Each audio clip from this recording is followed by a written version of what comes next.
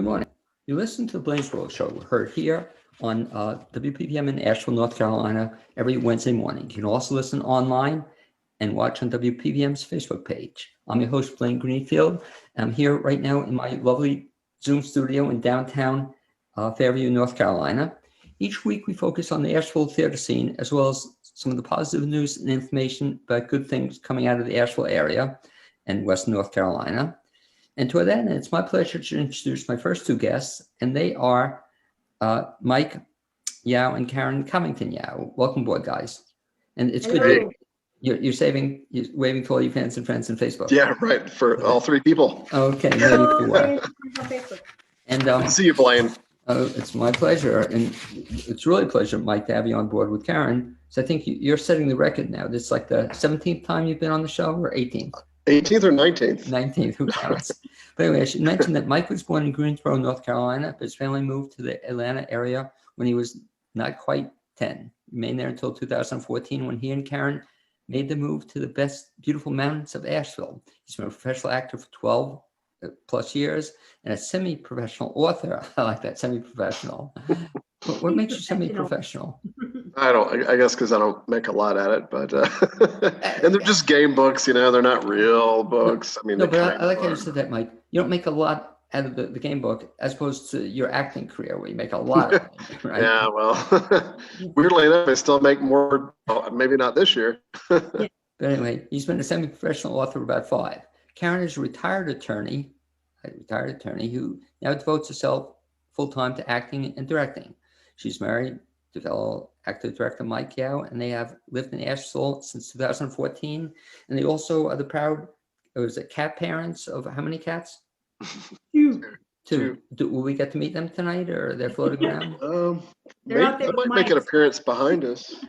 Okay. And I don't think I've ever asked you this. So you guys have been married how long? 5 years, a little more than 5. Mike has to think about it,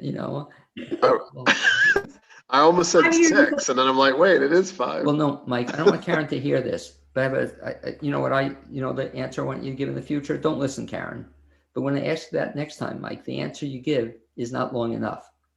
So if somebody asks you, Mike, but don't let Karen know I told you that, and so I'll see the two of you and I'll ask you that question, and then Karen will feign. That's a good one. It works, and then you don't have to remember the exact year. So that's cool. You're always right in that case. Did you guys meet in theater?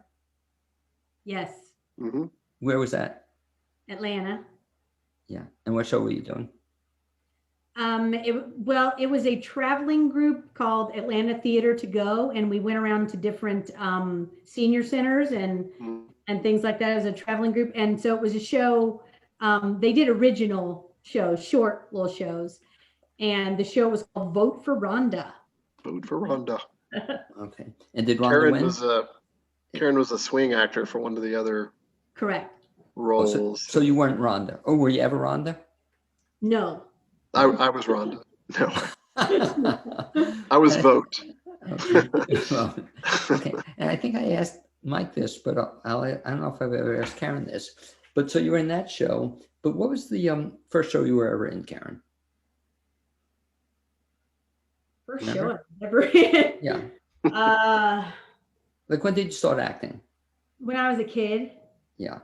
The first, I was in stuff at school, but the first known show that you'd know what it is was probably A Christmas Carol. Was Belinda Cratchit. Yeah.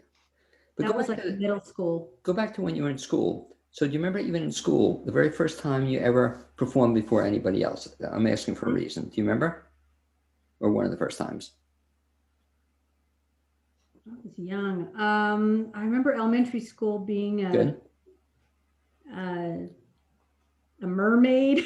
Okay, good. The reason I asked this is, was there ever a tape made of that show? No. Okay, because I have this idea, Mike, and I think I've shared it with you in the past. I'm going to ask you about it again too. I've had this great fundraiser, Karen, which I want to do at SAUD or ACT, I don't care where, but I want everybody to do their first show, 5 minutes of your first show. Wouldn't that be cool? Because you didn't have a tape of it, So here you Yeah. could have a tape of it, a record of it. Wouldn't that be a lot of fun, though? That's actually a really cool idea. I'm telling you, Mike, and I already have somebody interested in doing it, not in West North Carolina, but just everybody does their first show 5 minutes, especially if people didn't have a videotape of it or they never kept a record of it. I just thought that'd be a fun thing to show. And I think if people would be interested. Same question, Mike. Do you remember your first role? Well, I was going to say 5 minutes of playing tree number 3 would be quite a stretch. Tree number 3. Were you really tree number 3? Is this? Well, probably in 2nd grade. I mean, but I committed to that tree. I was blowing at the trees and all kinds of stuff. But so did you? My first real show that people would know, like Karen phrased it. Oh man, one of the first ones. One of the first ones might actually be It's a Christmas Carol. We did a British version, a traveling version with 6 actors that you played all these parts, and it was super fast, and you played 8 to 10 roles, which was kind of awesome. How old were you at the time? It was a long time ago. Oh wait, no, I did Camelot in high school. Okay. Camelot. Now, do you have a record of that? 17. Do you have a tape of that? No. But wouldn't that be so cool? That was way back in the dark ages. Exactly. They didn't have cameras. Is that it? I'm impressed. So anyway, fast forward then from those days, and I want to relive them with you, to what are you guys doing now to keep yourself busy? It's really tough. I mean, that's tough, especially for you guys. You were so active. One of the treats was always every other weekend I'd see either of you, in a show, and now you haven't been in a show for 9 months. Do you miss it? Oh, yeah. Goes without saying, probably. Yeah, I mean, the last one I did was last Christmas. Live. I mean, we did one online. We did an online show, this past September was it? And did a play reading just a couple weeks ago. Or was it last week? I can't remember now. Online with some folks, but nobody was nobody's watching. Well, talk about the both things you did. The one show I did see you in, and I thought it was a lot of fun. You did that. Who was that for? Was that for SART or Magnetic? SART. Talk about that. That was a lot of fun, I thought. What was that play all about?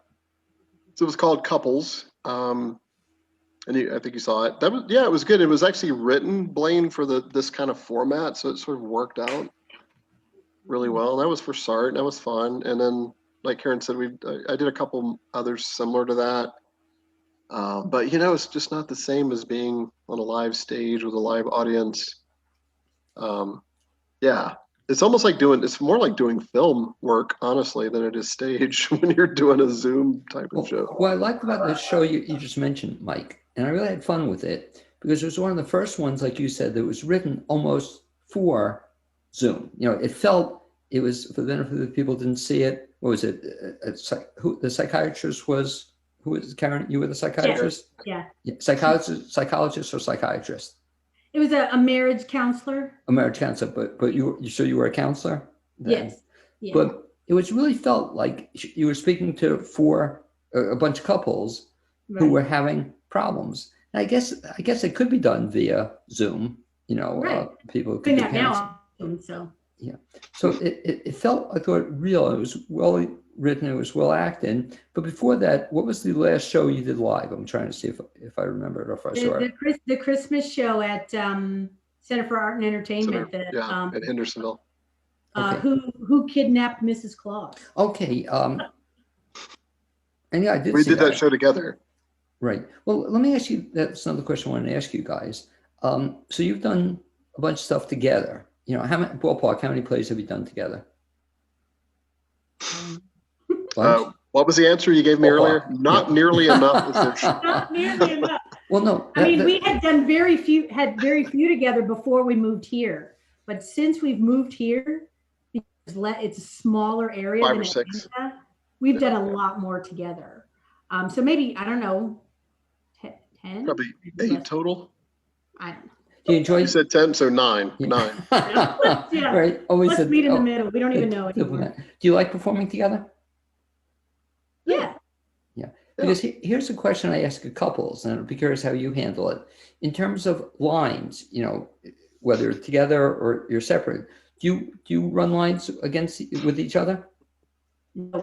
We really don't. We used to, and like we kind of our methods are different, so we just kind of do our own little thing. Yeah. Yeah. Well, I would But- imagine. I don't think I've ever seen you. Have the two of you been in a two-person play? No. Okay. Together is 2? No. No, Yeah. yeah, together is two. Yeah. No, but that would be kind of interesting to see. You're a two-person play, and then see if you ran lines against each other. Then No. We probably would. Still probably wouldn't. Because one of my favorite shows was Karen, and I really thought you were so phenomenal in that when you did the one-person show. And was that, and mention to the viewers and listeners, the show, and then I'll have a follow-up question on it. But what was that show again? It was Love Linda, and it was about the wife of Cole Porter, Linda Porter. And it was sort of told through use of Cole Porter songs and then stories kind of interspersed in between those songs. Was that the first one-person show you ever did? Yes. Wow, that was a challenge, wasn't it? Yeah, it was a challenge, but it's the best thing I've done. So, I remember I had been sad because there was a role I hadn't gotten in a show that I wanted to get, and I ended up having the opportunity to do this, and I'm like, what if I didn't have that? What if I would have done the other show? That would have been a mistake. So. Well, I always thought the good thing about one-person show, though, and you guys are both great on dialogue and memorizing dialogue, but in reality, if you mess up in a one-person show, other than your director, nobody else knows. Well, I had a piano player, right? And I did go out of order one time, and he went with me. So that's pretty amazing. So I got to hand it out to Bob Strain. Yeah, he was great too. Yes. It was really, but such a fun show and such a great show. It's just, I really enjoyed. Did you get to see that, Mike? Oh, I saw it twice. Oh, because you Yeah, were I saw it also, twice. I mean, the tough thing about both of you performing, because there have been some times when I've asked you, you don't get to see the other perform because you're both in Correct. shows at the same Yeah. time. Running Yeah, exactly. there's some shows of his I haven't seen, and there's some of mine that he has not seen. Oh, that must be tough then. Or, it's too bad. It's all controversy, I know, nationwide, that they don't take more shows. I wish they did. Mhm. There's all, and they're discussing even now, the rights to it, and Always how do worry we- about the rights. Yeah. Yeah, It's everybody they want the money for it if it's taped, that. Well, they also say, Karen, too, I've read, and you guys have too, that supposedly it'll take away from audiences, but I don't see it. I think it'd build up an audience. Like here, I'd be seeing shows like crazy, but you don't have the chance to do so, Right. So you have the one-person show, and so you had that in the books. You're going to do that. It was going to be in the spring. You're going to do it a couple of times. Is that correct? Yeah, I did have it on the books this year to do it at 2 other theaters, and unfortunately, nothing got done at theaters this year, as you know. So, waiting to do it for next season. Still on the books for next season, at least with one of the theaters. So. Now, is that tough for you? And I'll ask the same question to Mike in a second. Was that tough for you performing in one show? And I know you've done this, and then getting another show ready. You're performing in rehearsals. You've done that too. Is that correct? I guess. Mike is an expert at that. It's very hard for me. It seems easy for him. He can do like 3 at one time. Well, I was going to ask, or Karen, have you ever, so you've had to do that though a couple of times, be in a show and then kind of rehearsal on another? Yes. Mike, have you ever done 3 at one time? Some people have told me they have. Yeah. You have, really? I've had 3 overlap, and I think I even had a film gig overlap in Atlanta. So it was like 4 things. It was crazy. Yeah. But people ask like, how do you keep the dialogue straight? But I don't know. To me, it's pretty easy. I think once you're in that character mode, like, you just don't confuse other lines with what you're saying in that particular scene. But Well, to your credit too, and I think, right, I've seen you, and I know I have, right, do more than one part at a time, right? You've done that too, in a show. What's most number of roles you've had in a show? me or Karen, either Oh, you, one. Mike, I'm sorry, yeah. 12, I think. What was that, tuna? 12. Well, yeah, Greater Tuna was probably 10, but I think the 39 Steps was 12. Oh yeah. Rother and I did 12 or 13 each or something like that. Was that tough for you? Not really. I mean, because I kind of thrive off of that, but the rehearsal process is a little harder because you're trying to get the mechanics down. You're trying to get all the technical stuff, like how much time do I have to put the hat on or to put the jacket on. Switching characters to me is pretty easy, but it's all that technical stuff. Now I have to run around and enter from stage up left, and now I have to, come to the house or whatever. Because So, the incredible thing, people haven't seen it. It's just it's hard to say, Mike, which is my favorite performance of yours I've seen, but that's certainly up there. And the tough part is, like you said, changing hats. But I guess that's the way you remember which character you have. Wearing like this hat, you're wearing your Biltmore hat, and then some other hat, you're wearing something else. So well, the good thing about that show, if you entered with the wrong hat, the audience is kind of in on it. So it's actually it's fine. And I think Strother and I might have done that once or twice. I'm not sure, but because the audience is kind of in on the fact that you're shape shifting every 15 seconds. Well, was that also, you ever do it intentionally or somewhat intentionally, or it just happens? I don't know if I've ever done it intentionally, but it probably looks like it. When it happens, you just go, oh yeah, I meant to do that. I just think of our radio show. We did a radio show of It's a Wonderful Life. And he was playing two characters that were talking to each other. And one had glasses and one didn't. And he was doing it the wrong way. So the audience started laughing because it was hysterical. It was Mr. Potter and Uncle Billy. Oh, I'm sorry, I missed it. I missed your performance of that show. Where did you do that? It was at Black Mountain Center for the Arts. Okay, yeah, I haven't been up there yet. Front Porch Theater, I think it was called at the time. But that's probably a fun show. It was. That was a lot of fun. Yeah, I've seen that a bunch of times. So, Mike, let's talk about also one of the things you do to keep yourself busy. I know is that now you're not performing as of at least today, but you're also into, was it gaming or writing books about gaming? Explain the difference. Yeah, well, both. So I'm into tabletop role-playing games like Dungeons and Dragons, which has kind of made a resurgence lately. Turns out a lot of like celebrity actors are really into it now. So I developed my own system called Savage Kingdoms, and I'm wearing my T-shirt suspiciously so. I write the game books to support that system. Yep. Because I'm not a gamer. Karen, are you into this gaming stuff at all? I have not done it. Mike has tried to get me to See, do it with it, but some things have to be separate. So you won't touch it. So that's his hobby, or you That's let him. right. Yeah. Well, not hobby. I mean, it's his work too. So. No, but originally you started as a hobby, Mike, or you just played the game? Was that it? Yeah, it was mostly a hobby, but the cool thing now is I've been able to turn it into a bit of a profession. So I run some after-school clubs, gaming clubs for kids from 10 to 15 years old. So not only playing my game, but also Dungeons and Dragons, which is hugely more popular. I'm able to kind of do that as kind of a living. So I didn't realize that. So you invented a game, a spin-off of Dungeons and Dragons? Called Savage Kingdoms. Oh, now I got it. So you invented a game and then you wrote a couple books on it, or because there's a good bit of rules and sort of lore that goes to these things because you have to build a whole world, kind of like Lord of the Rings. So the books have to support all of that material. So how do you come up with the idea of inventing a game? Because I've been playing Dungeons and Dragons since 1979. And so as I began to get more and more into it, I decided to write my own system because I wasn't particularly happy with D&D at the time. So I just decided to write my own and had my own setting, my own world with its own history and cultures and languages and all that kind of nerdy stuff.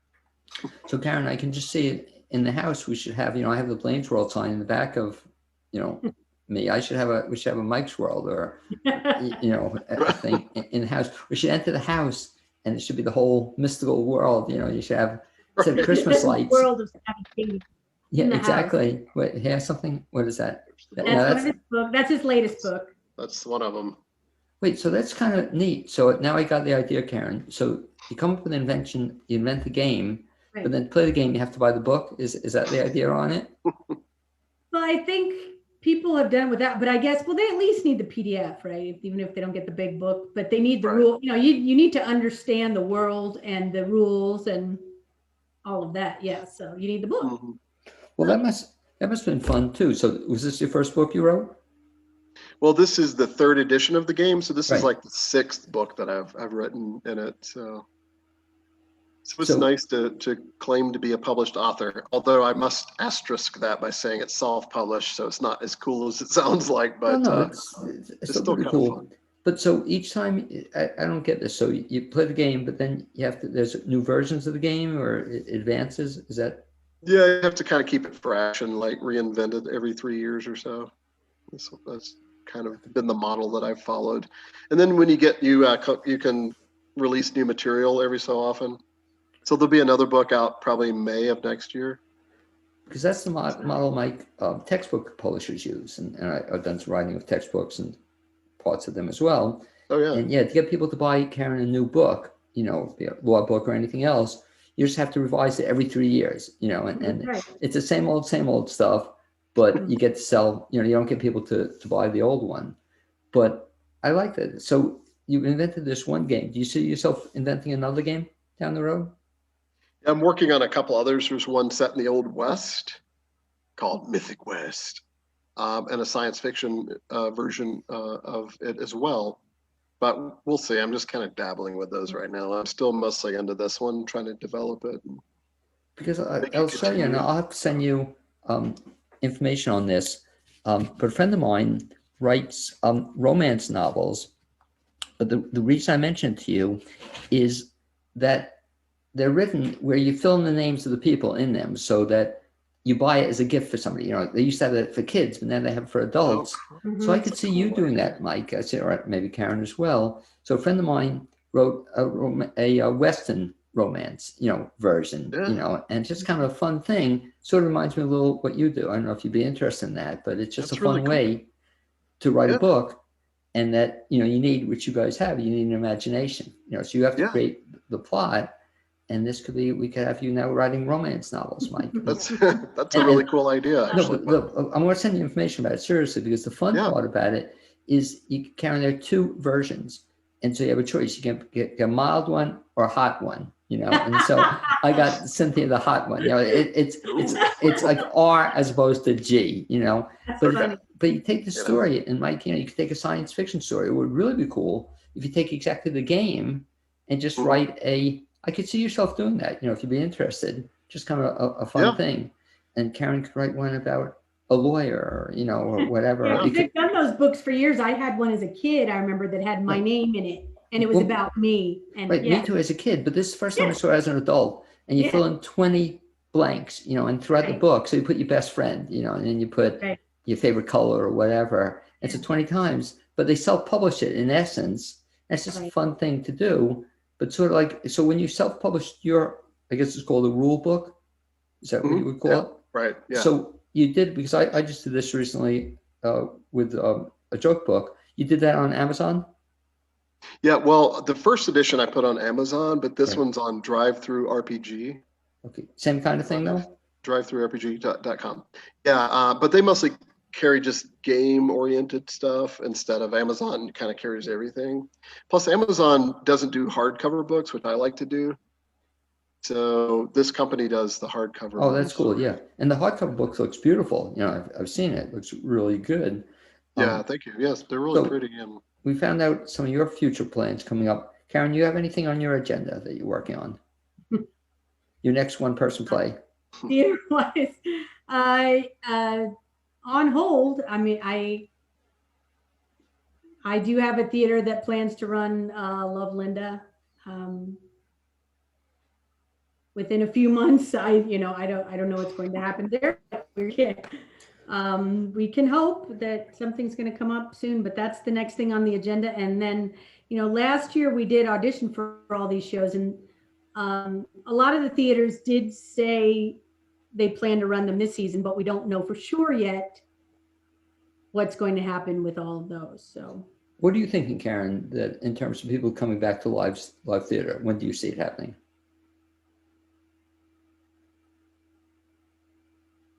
I mean, now that the vaccine's rolling out, I think that'll make people feel a little bit better. I know there's some people that are already ready to do it. And there's some theaters that are equipping themselves, to do the distancing and different air ventilation stuff and all of that. So, I'm hoping spring, but probably for most people, it'd probably be more like June. Well, Mike could probably give an assessment on this too, in terms of, I hope it doesn't come down to it, Mike, that we have theater like they did with Major League Baseball, where you have like, you do a performance with cutout characters, Yeah, Love cutouts of Blaine in the front row. Well, But there's no point in doing that. I mean, a live performance with cutouts. It's me, Karen. Yeah, that's what I'm saying. But Alan Law did I loved him. He was in a 3-person play at Magnetic, and right, and it's kind of interesting, and it was actually live, but then nobody was in the audience. And right, they had no audience, and I think Murphy Funkhauser has done a couple. Did that too. She did hers with nobody, in the audience, and it's weird to perform to nobody. But what's fun, Karen, is, as you may have seen, so I took a picture of Alan performing and have a thumbs up, in the picture. Yeah. And Alan writes, hey, he was so happy. It's the first time he's missed a thumbs up picture with me. So, but you're right, Karen, it's not the same thing, so I'll take a picture, with people in the background, but I miss it. I don't know why, but I just miss it. That's like that's like doing a rehearsal when nobody's out there. It's like, until you have other people out in front of you, you don't feel the same. Well, I'll ask a similar kind of question, and I'll tell you a funny story as we wrap up. But have you ever performed in terms of a theater? What's the fewest people you ever performed before in terms of a live show? Oh, no. 4. I'll tell you that, Mike, you? I think mine also was 4, maybe 3, but I think it was 4. Was it the same Streetcar show? Named Desire. Oh. Which is a big, well, here's the thing. So the matinee was 4 people, and they came backstage and told us we still had to go on because the people paid tickets. Right. But then the evening was sold out, 350 people. It was so strange. And you said the show is a big cast. It's not a small play. Real quickly, I saw a show, you may know it, a really good show called Art, A-R-T. And it's about a guy who buys a white canvas, and his friends all laugh at him. So I saw it at a 35 Below, and I saw it, there were exactly 2 people in it, Cynthia and I, okay? And so they brought in the usher and the ticket taker, so wound up 4. But the worst thing, guys, is they then had to talk back afterward. And they made them. I'm not sure I'd have to talk back with that. And they made them do the talk back, And one of my favorite, Robert Dale Walker was in it. He's just brilliant, I just love him as an actor. Awesome. But we always talk about the show. Can you imagine, talk back? That's crazy. That's such a great show. Talk back. That I'd be like, we don't really need to talk back tonight, but hey. I give Mike though credit to what he said though, Karen, in that I believe in that, that some people will cancel if you only have 10 ticket sales or 5 ticket sales, whatever. But if I pay to go to see a show, it's not really fair to tell me, well, we canceled because, not enough other people. And we've been at theaters where they did cancel and move them all to another show. But I don't care if there's 2 people out there or if there's 2,000, it's like they still want to see the show, and I'm still going to give them the show. Yeah. And you were nice enough to, when I saw your 1-person show, I saw it at the preview, or at the dress rehearsal. There were very many people. Right, but it was cute how you said it, because you had us sit. We couldn't sit together. You had to sit, and you played it beautifully. We had to sit in different parts of the stage. Right. Used to, I guess, having perform separated. Yeah, because I played that show sort of in different sections. Exactly. And so we spread the people out for the preview, so there would be, different sections. Mike and Karen, if folks want to get in touch with you or find out what else you're going to be doing coming whenever, what's the best way to follow you? I'll go. So you can find me on Facebook, and I stay off of Twitter, and Instagram, And I have a couple projects coming up. Denton the Dragon, I think I can talk about, that may happen in ACT. It also may travel. I don't know. It's really cool. I'm Denton. And then there's another one I'm not really supposed to talk about, but I'll be working with Jimmy Ferrero again. Oh, great. So Super. yeah, he's awesome. Okay, well, anyway, Yeah. follow Mike Yow. You won't go wrong. And Karen, if folks want to keep in touch with you, see what you're doing, what's the best bet? I usually put it on Facebook at Karen Covington Yow on Facebook, and then on Instagram it's K Covington 67. Okay, and certainly we hope to see you sooner rather than later. And thanks for being my guest on this first half hour of the Blaine's World Show. Thanks, And Blaine. as we try to do high tech here, we're going to have you guys both disappear if we can. Okay. And I'll have to find my other guest. And Thanks for having us. Okay, thanks, buddy. Speak to you soon. See you, Karen. Okay, we're gonna have Karen disappear, and then all I have to do is find my other guests, and we're in business. Okay, so let me see my other guest participants. Give me a second, guys. Okay, we're gonna admit Audrey and Dillon, if I get lucky here. I want to do a character version. And there we are. Dillon, we can hear you, I think. Okay, there's high tech here in the meeting. I'm trying to have Audrey, and there we go. Okay, and there they are. Hey, guys. Howdy, howdy. Hey, Karen, I'm trying to find Dillon. Do you know where he is? Where did he Not go? any idea. No, I see this. Oh, is that you? I hear the voice. Oh, hello. It's really Dillon. Dillon, good to see you, buddy. Good to see you too, Blaine. How you doing? Good new look. And Audrey, it's always a pleasure seeing you. And this, I'm all excited. This is the first time you've been on the Blaine's World Show. Is that correct? It is. That is Okay. correct. Right. So what you can do now is you can wave to all your fans and friends in Facebook world. Okay. So Hi, everyone's watching World. Hello. the two of you. And I love to, in the background, what do I see? One stocking. Is this, we're in the back? Yes, we have the stockings of our household here. So this one up here is for my dog Cooper. And then Okay. this one is my roommate Nicole, and then there's mine, obviously, and then Dylan's is right there. Okay, good. Very, very nice. So nice to be with you today. And yeah, I was telling our first guest, Karen and Mike, how much I miss seeing, you in terms of the audience. I guess the same thing for you guys. You miss performing?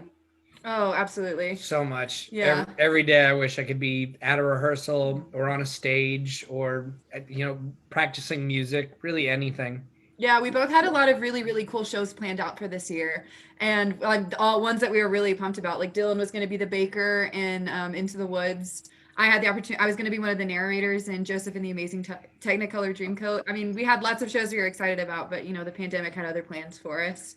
Well, I was so glad to be in the one show you were in together. Was that the first time you had been in a play together in Hands on a Hard Body? No, No. actually, we were in Footloose first. Yeah. And okay. I played Ren, and she actually got to play my aunt, which was super fun. Yeah. Is that typecasting, or we're going to? Yeah, she's apparently, definitely more yeah. mature than I am, so in some ways it's Okay. typecasting. I think I also just have a lot of habits that make me seem like a middle-aged woman, I guess. I don't really know, but Just moments ago, she was sitting here knitting. That's so true. Well, but she's always done that, or for a while, I know. Is that the first time you had been together in a show? yeah, actually, we Footloose, met. Yeah, we Now, met is that- in the audition process doing Footloose. Oh, that's how you met? yes. First time too. So how do you like, now, so you've done some stuff together and you were in Hands on Hard Body as Yes. well. How do you like performing together? I think it's all right. I mean, Yeah. I prefer anyone else, but she's okay. Just kidding. Just kidding. I think it's a great time.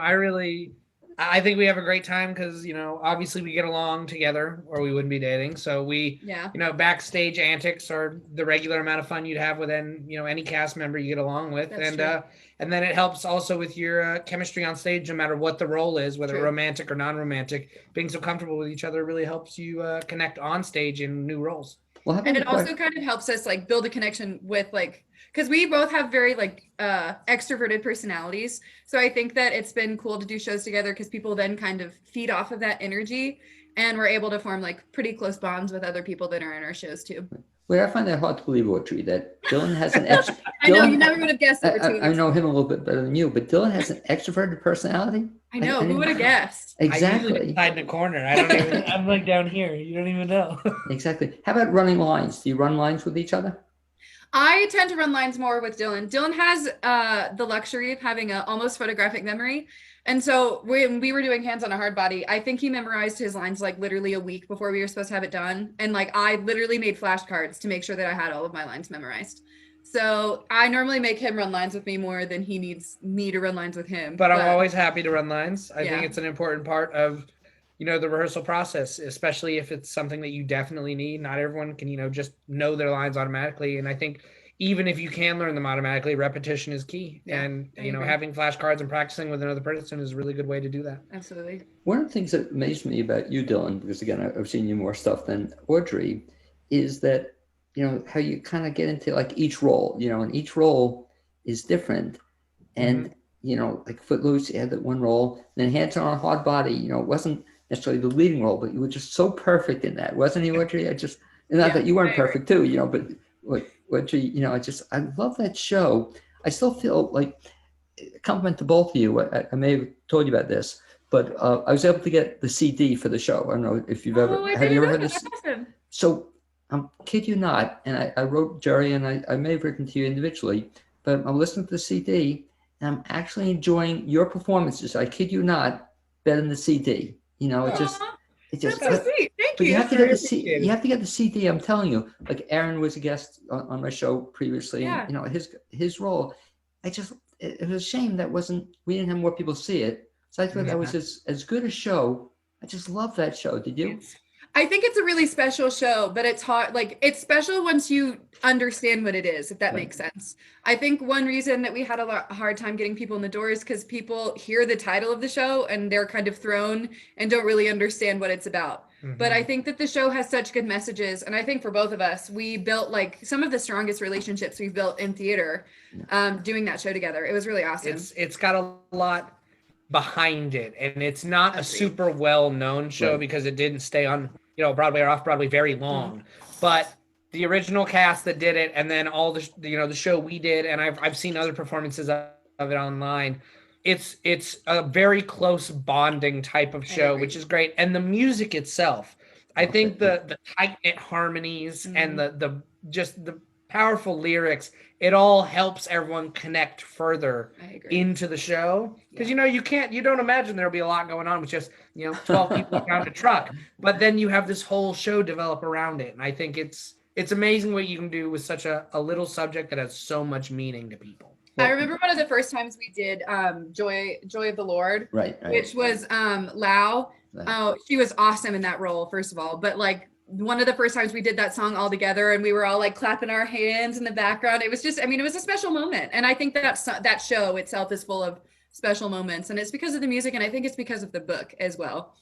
But as you say, I'm getting chills, just hearing you talk about it, because it was that kind of play.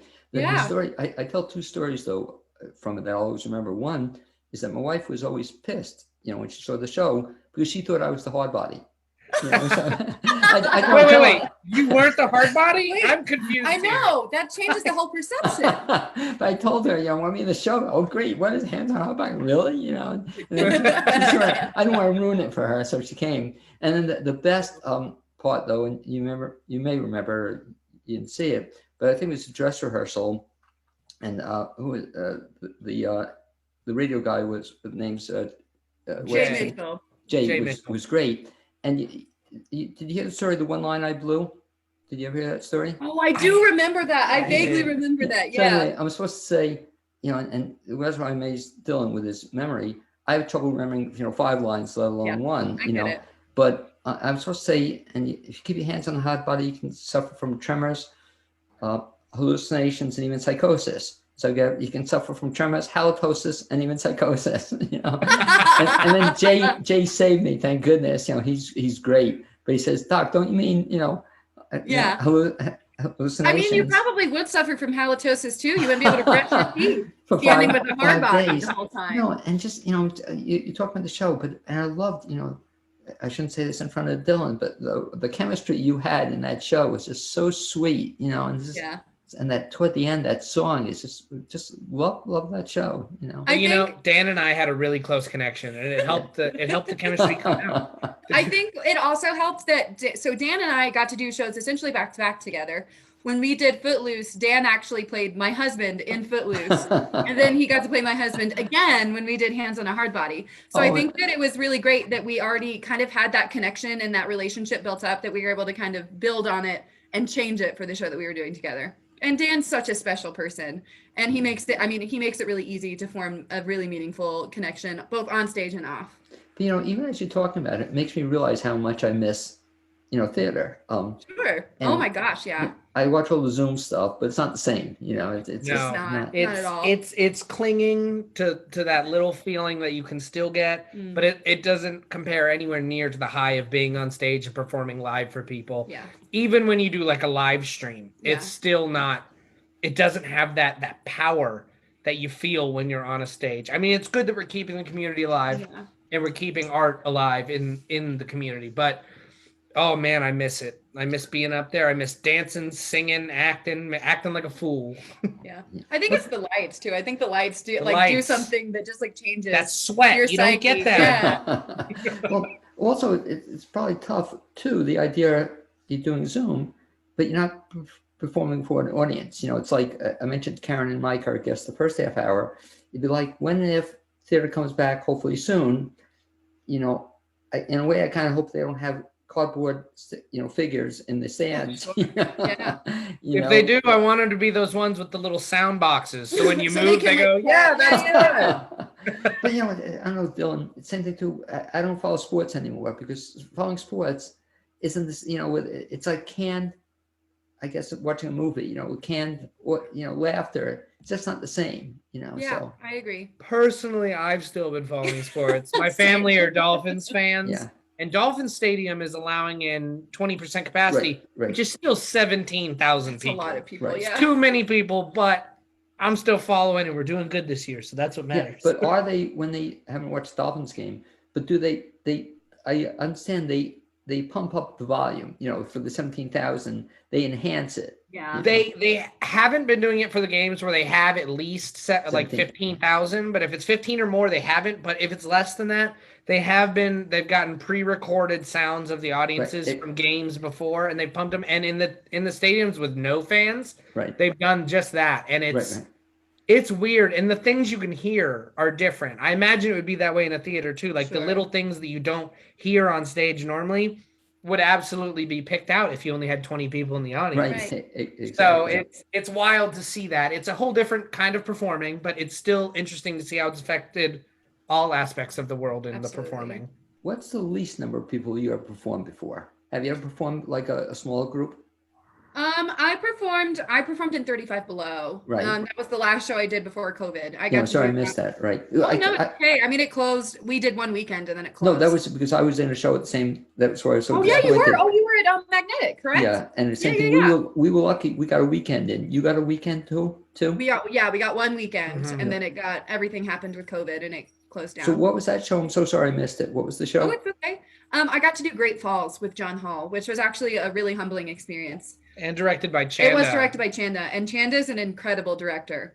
The show is really heavy. It's about it's about a stepdaughter and her stepfather going on a road trip together. Right. And the relationship has kind of fallen apart because the stepfather's marriage with her mother has fallen apart. And so it's about them kind of each dealing with their own personal issues, but trying to rebuild a relationship somehow in the midst of all of it. It was really powerful, and I really enjoyed it. They were honestly, I got to see it the weekend they did it, and I got to help in a couple of rehearsals with lines and stuff like that. And they were, both of them, phenomenal actors and put on an amazing performance. Tears.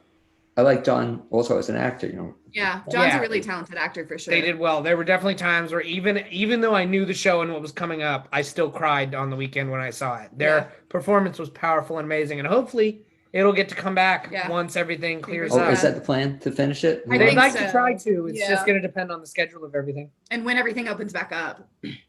Because it's funny. Ordinarily, I used to tell people I didn't like two-person shows or even one-person shows.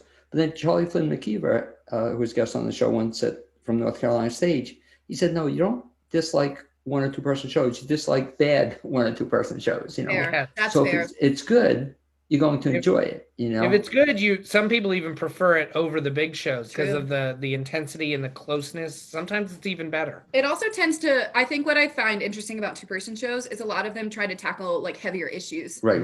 Right. So like with this one, it dealt with, like trauma and how you get through trauma. And it dealt with, the buildup and the breakdown of relationships. And so I think, and then we were, another show that Dylan and I like a lot is The Last 5 Years. And like Oh, that yeah. is literally like a story of a relationship told in reverse and like how Beautiful it got show. together and how Isn't wonderful that it was amazing? and how terrible it Oh, ended. it's so good. And I mean, I think when you have two people like that, you have an opportunity to kind of make something that's really beautiful because you don't have all of the flair of like an ensemble and like the show of like a All the flash and yeah, zazz. You don't have all that. Yeah.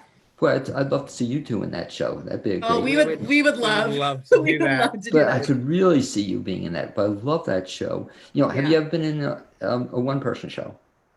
I would love to, but I haven't yet. The Done? only one-person type show I've done was my virtual concert that I just did over the past couple months.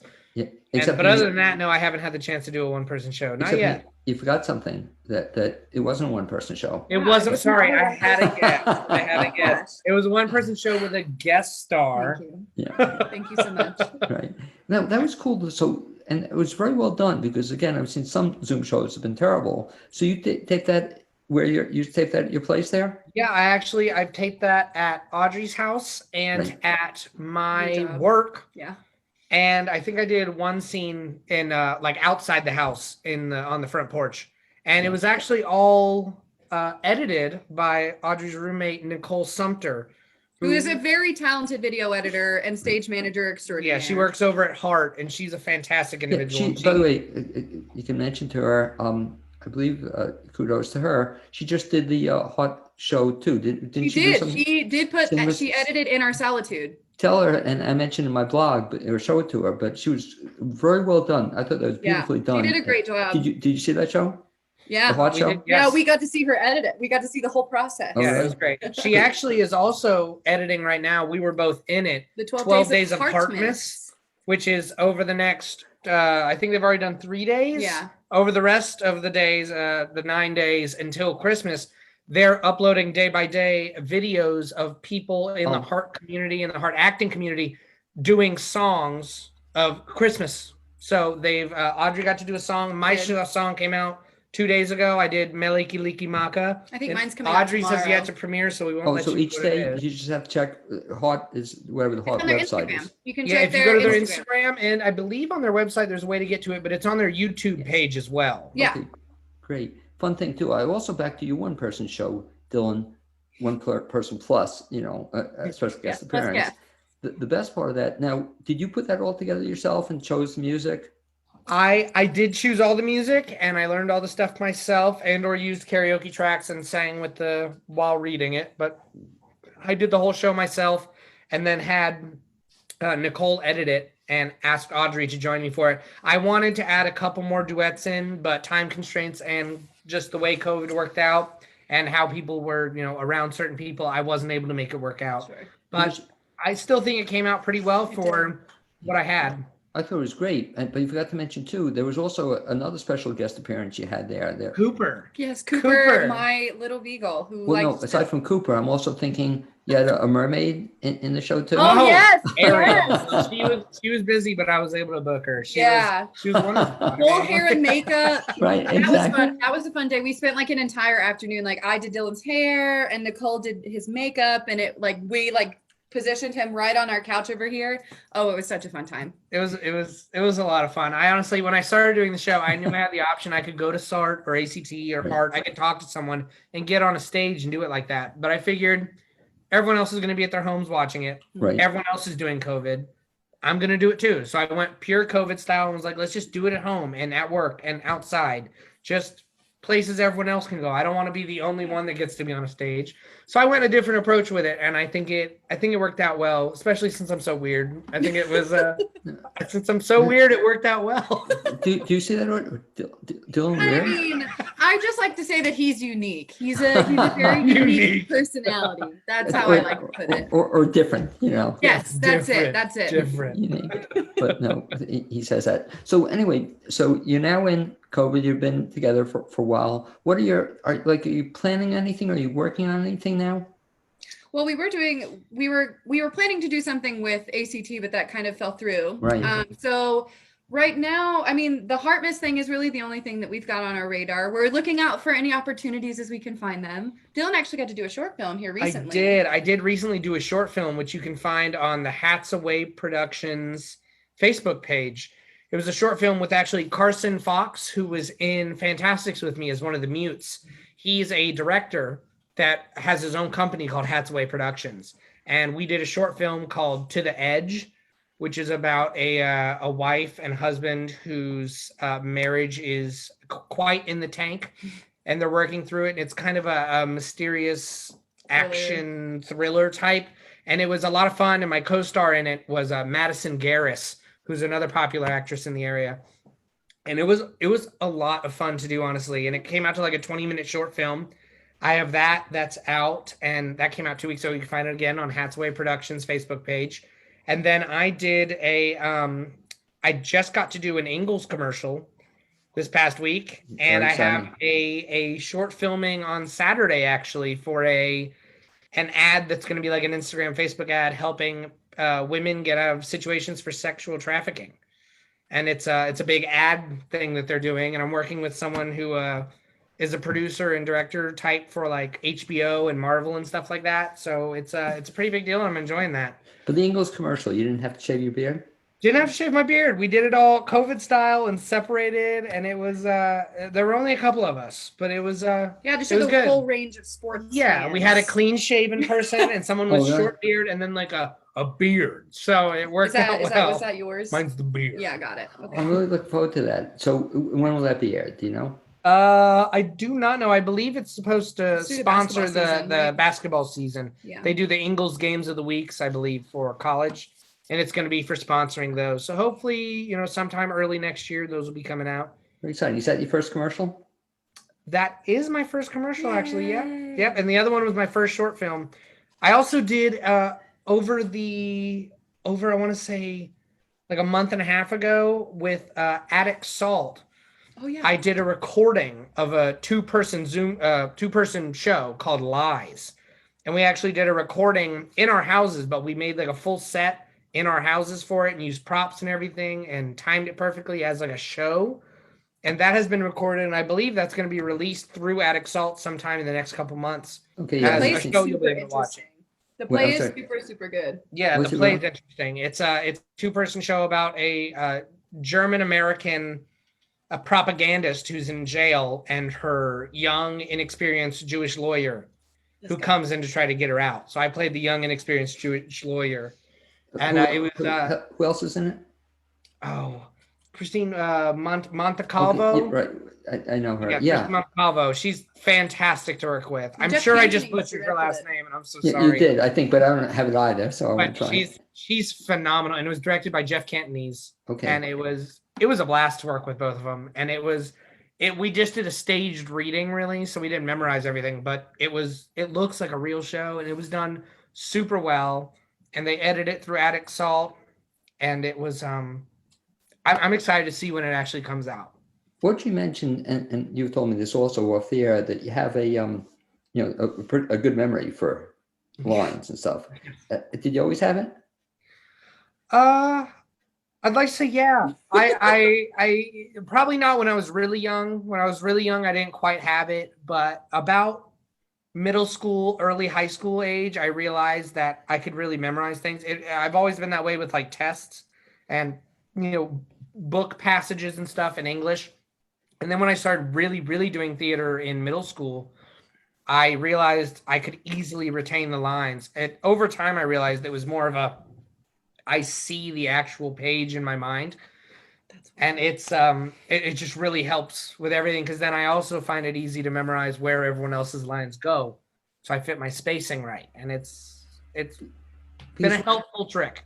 One of the things, Audrey, that amazed me about Dillon, and he's told me this as well, is that not only can he be doing one play at one time, but you sometimes doing multiple things, right? You're in rehearsal on one, in play. And what's the most you've ever done at one time? Have you ever done 3?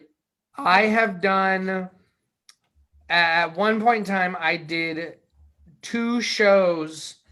I was running one while rehearsing for the next, and I had a small gig engagement that I was memorizing at the same time. It was back when I did Hairspray for ACT, I believe. And that was that. And it's happened one other time where I was rehearsing for a show and performing a show and then learning a side gig. But that's the most is 3. I've never done more than that. Yeah. I mean, I don't know about you, Audrey, but that's me. It's just That's tiring. I'm tired just thinking about just that. listening to it too. Do you remember the question I sometimes ask too? I don't think I asked you this, or I asked maybe Dillon this, but the first thing you ever did. In other words, Audrey, your background, did you grow up in theater, or how did you get into it? Sort of. I grew up doing. I'm from the area. I'm a unicorn, as they like to say, because I'm a townie. I grew up a town over in Fletcher, so I grew up going to theater camps at Flat Rock Playhouse, which was really, really fun for me. And then when I was in the 5th grade, I had the opportunity to be in a production of The Greatest Christmas Pageant Ever at Flat Rock. So I got to be in the ensemble I wasn't one of the kids, but I was in the ensemble. So I got to be in the choir, got to be on stage for the state theater, which was really awesome. Sure. Do you remember do you remember your first show? My first show was I did a lot of church shows when I was really young. I would say the first big show that I did was The Greatest Christmas Pageant Ever. And then once I got into middle school and high school and college, I was a big band nerd. I played the flute and the piccolo, and I also dabbled with the oboe for a few years. And then the coolest thing from my band history is I got to be the drum major of the UNC Chapel Hill Marching Band when I was a senior in college, which was really exciting. But there's not really a whole lot that you can do with band once you graduate, unless you want to join a symphony or a community band. And honestly, I am probably not that good of a musician to do something like that. But I wanted to make sure that I still had an arts outlet for myself once I graduated. So I moved to Charlotte right after graduating and got back into theater there. My first show once I started back was I got to be in The Nerd as Clelia Waldgrave at Theater Charlotte back in 2017. Interesting play. And I could see, by the way, another play for Dillon to be in sometime. Dillon would be really funny as the main guy. I could see it. You love Steve Martin. Right. So anything that he's played before. Oh, has he played that? He was the nerd in the movie. Oh, really? Oh, in the movie, yeah. So same question, Dillon, your first role, do you remember? First role. So I don't remember it, but in preschool, we did The Hungry Caterpillar. And I was either the caterpillar or a leaf. I can't remember. But my actual show, I first remember in kindergarten, we did the ABC Circus, and I was the ringmaster. I was the only person with any lines in the whole show. But at that point, again, I didn't have the old noggin. So I had flashcards. And I remember I had this top hat that I put on that they made out of like construction paper and staples and tape. And when I put it on my head, I remember complaining every time because when I pulled it off, the tape and the staples grabbed all my hair. So every night I was like, get it off, I don't want it. And I'd yank it off. And I was in kindergarten. It was like, it hurts, get it, I don't want it. And now I've had way worse costumes, hot costumes or difficult costumes that fall off. And you're like, well, I thought that was bad. You got struggles to go through. Well, keep this in mind because I had this idea. I think I mentioned to you, Dillon. I haven't mentioned to Audrey. What I want to do as a fundraiser, and I'm doing it actually for one theater in Charlotte, but I want to do it in the Asheville area, that everybody would do their first role. I would love that. Wouldn't that be so really cool? fun. And especially like you mentioned that the role you just had, Dillon. Do you folks have a record of it? I like to imagine they have a VHS tape somewhere. They were those kind of parents. They were. But you never saw it, Audrey, is that correct? No, I haven't seen it. I'll have to ask his parents the next time. No, we don't have to worry about Yeah, it. I'll do some recon for you, Blaine, and I'll get back to you. But wouldn't that be the coolest fundraiser that everybody gets absolutely. 5 minutes of their first show? You get 20 different people and you can relive the great moments you had there. Absolutely good. That would be really fun. Or as a band person, whatever. Anyway, real quick, if folks want to find out about you, what you guys are up to, best bet to track you down how? You could probably find me on my Instagram, which is Audrey Elise, ALIESE, or on my Facebook. Those are probably the two that I use the most. Okay, and Dillon, same question. As far as for me, you can find me Dillon Giles on Facebook or at Dill Pickle Giles on Instagram. Or if you'd like to reach out to me for something solid and you need for someone, giles.dillon321@gmail.com is my email. And I'm always open to hear from people about stuff you need or roles or anything like that. Great. And I'd like to thank you both for being my guests this second half hour on the Blaine's World Show. I really hope to see you sooner rather than later. Thanks, guys. Thanks for having us. Thanks for having us, Okay, Blaine. great. As always, pleasure. See ya. Bye, everybody. Good night.